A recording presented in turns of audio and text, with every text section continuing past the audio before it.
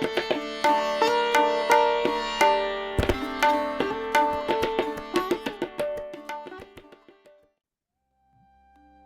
80, Chapter 4 Recap, Looking Back at Wisdom in Action. Namaste and welcome to Gita 360.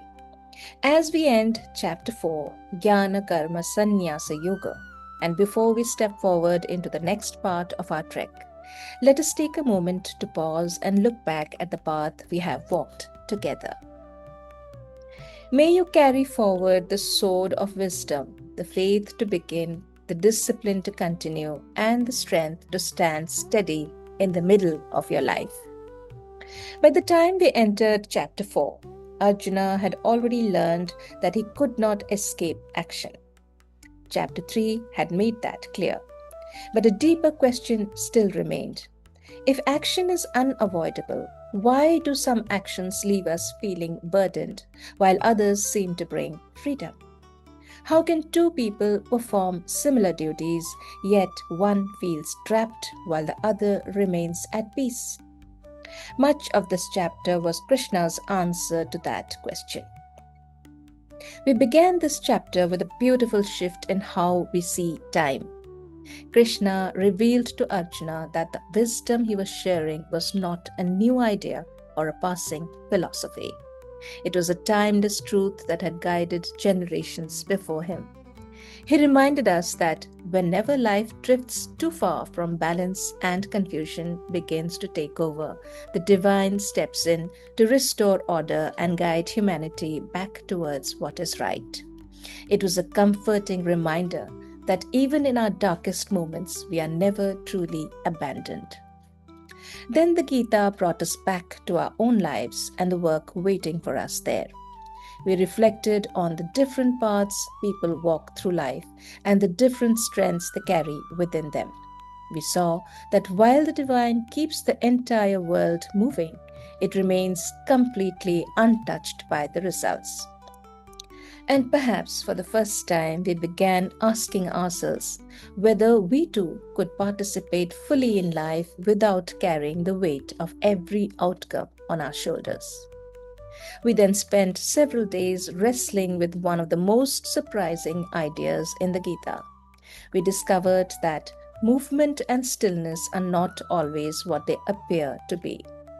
A person may be sitting quietly while their mind races endlessly. Another may be carrying enormous responsibilities while remaining completely steady within. Slowly, we began to see that freedom is not found by doing less. It is found by bringing a different awareness to what we do. When our actions are guided by truth rather than personal greed or the constant hunger for approval, our work stops becoming a source of anxiety and begins becoming a path towards freedom. As our understanding deepened, the meaning of yajna began to change as well. What once seemed like an ancient ritual slowly expanded into a way of living. We discovered that generosity can be a sacrifice.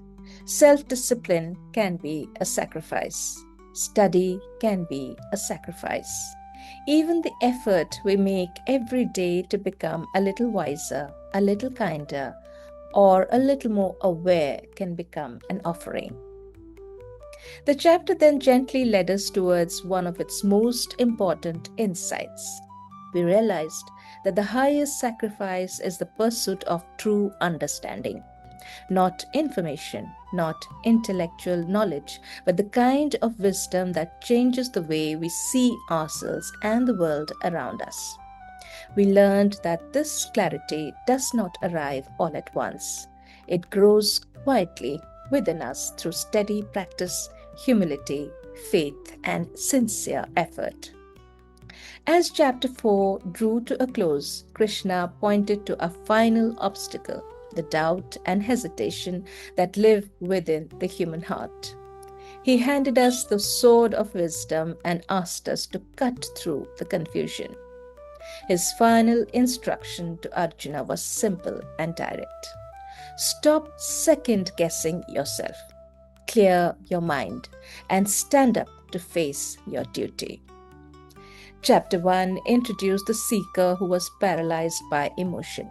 Chapter 2 gave that seeker the grand vision of truth. Chapter 3 taught us how to live that truth without selfishness. And Chapter 4 gave us the understanding to clear away confusion so that our actions themselves can become a path to freedom. The battlefield has still not changed. Arjuna is still standing between two armies. The war has not begun. The difficult choices before him have not disappeared. But there is a shift. The warrior who once wanted to lay down his bow is slowly learning how to hold it again, not with fear, guilt, or confusion, but with understanding. Thank you for walking with me through Jnana Karma Sannyasa Yoga. As we move into chapter 5, may you carry forward the sword of wisdom, the faith to begin, the discipline to continue, and the strength to stand steady in the middle of your life.